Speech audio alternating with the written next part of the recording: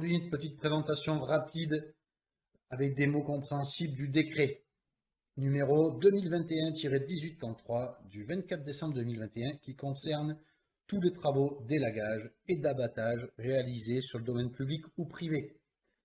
Il est entré en vigueur en mars 2022 et il concerne tous les travaux d'élagage et d'abattage ou même de broyage qui sont exercés de manière régulière ou non par tout professionnel, même s'il n'est pas forcément à la MSA, et dans le cadre des travaux qui peuvent être situés sur le domaine public ou privé, et ça n'est pas forcément adapté à toutes les personnes qui sont dans les entreprises privées. Le public est également concerné.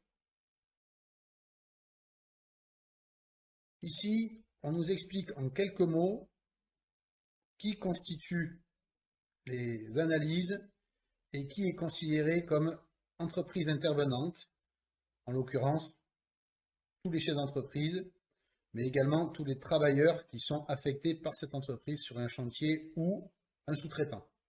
Le terme des intervenants est très important parce qu'il concerne tout le monde. Il n'y a pas de notion de hiérarchie. Qui est concerné par l'application du décret?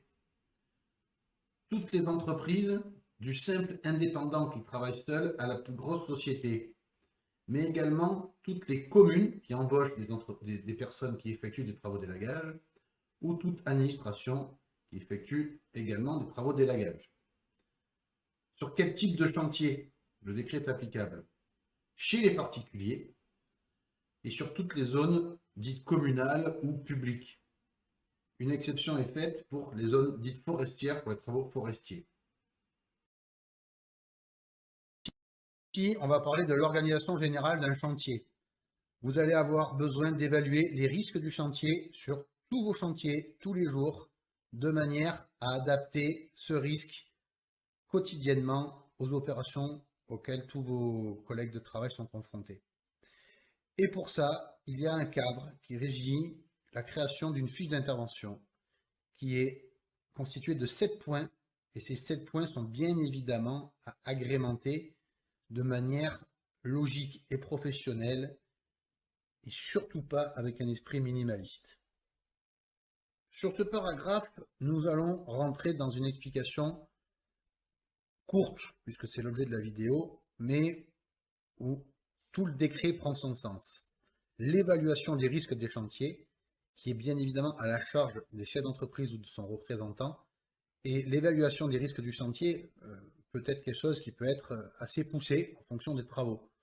Vous pouvez glisser, vous pouvez vous faire mal, vous pouvez avoir des frelons, vous pouvez avoir du risque de particulier qui veut rentrer sur le chantier, vous pouvez avoir de la circulation, toutes les choses qu'on peut tous les jours, quotidiennement, rencontrer et qui sont susceptibles de présenter un risque supplémentaire.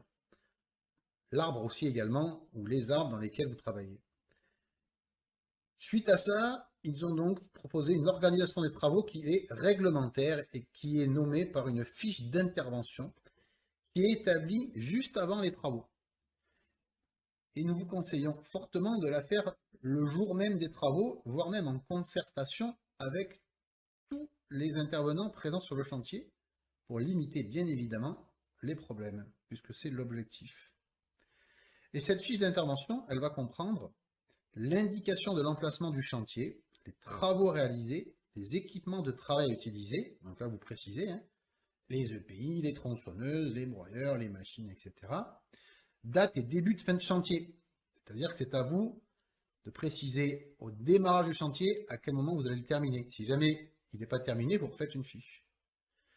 Un point qui est important, une carte ou un croquis du chantier indiquant les accès, les voies de circulation ainsi que les végétaux à traiter, et bien évidemment tous les éléments qui sont intéressants d'être notifiés sur un croquis ou une carte et qui peuvent aider à la compréhension des problèmes éventuels de sécurité que vous pouvez rencontrer.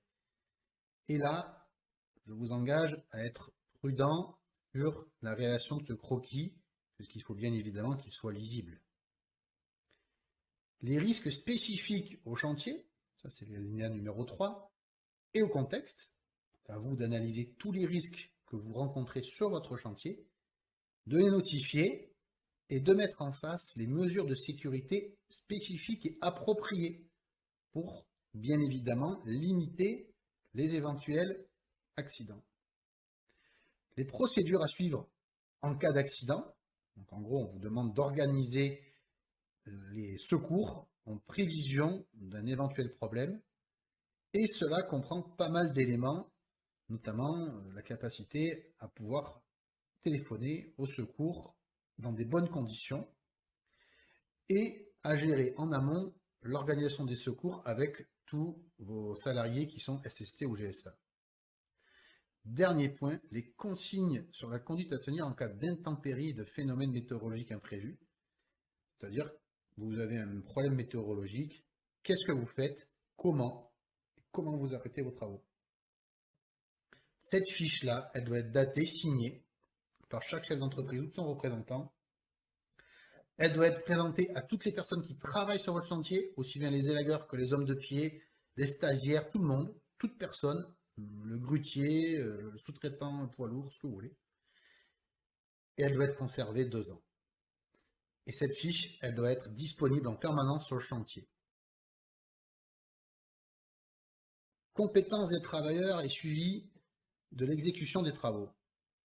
Alors là, on nous explique simplement qu'aujourd'hui, pour faire très simple, toutes les personnes qui font des travaux d'élagage doivent être formées ou diplômées. Donc, clairement, aujourd'hui, un CS, c'est obligatoire, ou une formation de courte durée qui a été faite dans un centre agréé de formation spécifique à notre métier, aussi bien en l'air qu'au sol. Des secours, elle incombe donc au chef d'entreprise, et ici, on nous demande en quelques mots de prévoir une organisation des secours prévisionnelle en cas de problème. Et forcément, on doit avoir tous une formation qui est adaptée à notre métier en termes de premier secours. Donc, sauveteur secouriste du travail, tous les 2 ans, et GSA, qui était déjà le cas, tous les 2 ans également aussi. C'est la même chose pour les indépendants ou les sous-traitants. Tout le monde doit être formé. Les intempéries, les travaux d'élagage ou d'abattage ne sont plus réalisables quand les conditions météo sont dangereuses. Donc attention quand vous faites des interventions en urgence. Périmètre de sécurité du chantier. Vous en avez 3. Vous avez un périmètre extérieur qui va vous permettre de limiter les interactions avec toutes les personnes qui ne sont pas autorisées à rentrer sur votre chantier. Donc vous êtes en charge de mettre un dispositif adapté pour le matérialiser, mais potentiellement quand il y a une clôture, vous rajoutez une rubalise.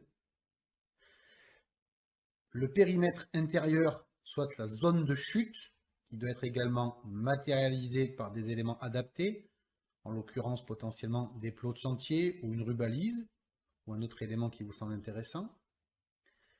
Et le périmètre de la zone de broyage, et ce périmètre de zone de broyage, il est adapté à la puissance et aux capacités de vos outils de travail à avoir des projections à telle ou telle distance. Et bien évidemment, les projections ne doivent pas sortir du périmètre de broyage.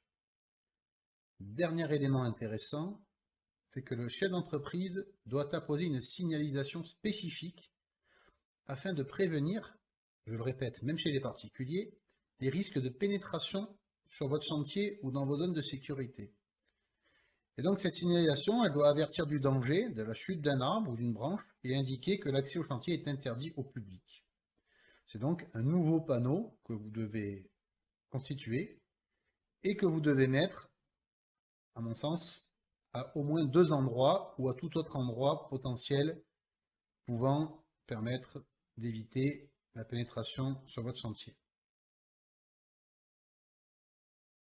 Sécurité au sein d'un chantier. Donc, le chef d'entreprise intervenante va s'assurer que les intervenants se trouvent dans un périmètre défini par le cadre. En gros, vous devez donner toute instruction pour que la sécurité sur votre chantier soit optimale.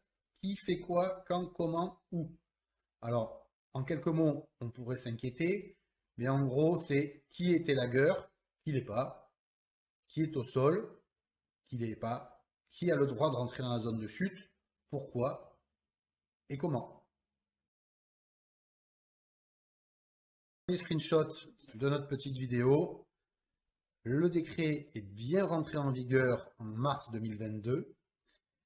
Nous avions un petit temps de formation avec une tolérance jusqu'à juin 2023 pour nous remettre à jour des formations professionnelles ou des formations de secours.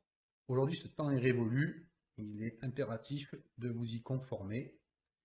Et nous vous conseillons bien évidemment de prendre le temps de lire vous-même le décret, de l'analyser et de l'adapter à votre société, bien évidemment.